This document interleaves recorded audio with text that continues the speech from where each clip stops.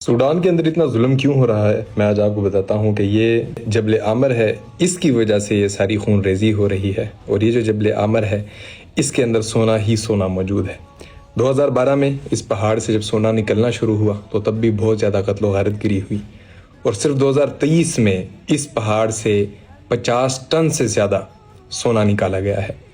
और अभी भी इसमें बहुत सारा सोना मौजूद है, जो कि दो पार्टियां हैं, RSF है और इसी तरह एक और कोई तंजीम है, मुसल्लह तंजीम है, इनकी आपस में लड़ाई चल रही है इन मादनियात के ऊपर। यहाँ सूरे तगाबुन में अल्लाह ताला ने माल को फितना करार दिया है, और मैं अक्सर सोचा करता था कि माल कैसे फितना हो सकता है।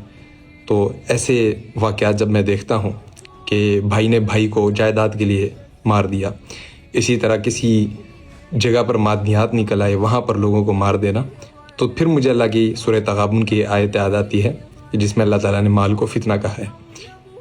इसी तरह रसूलुल्लाह सल्लल्लाहु अलैहि वसल्लम की सही बुखारी में भी ये हदीस मौजूद है, जिसका मफहूम ये है कि अनकरीब जो दरियाए फुरात है ये सोने का पहाड़ ज़ाहिर कर देगा, और लोग उसको हासिल करने के लिए आपस में लड़ेंगे, और हर 100 में से 99 लोग मरेंगे।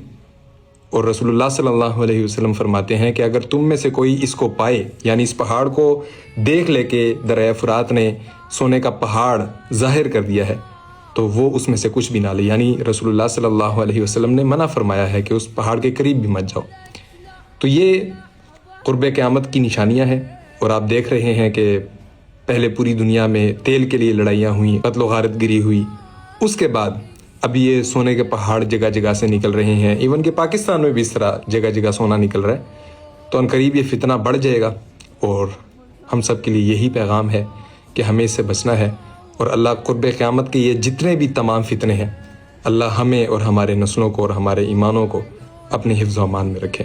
आमीन। सलाम पहुँचे।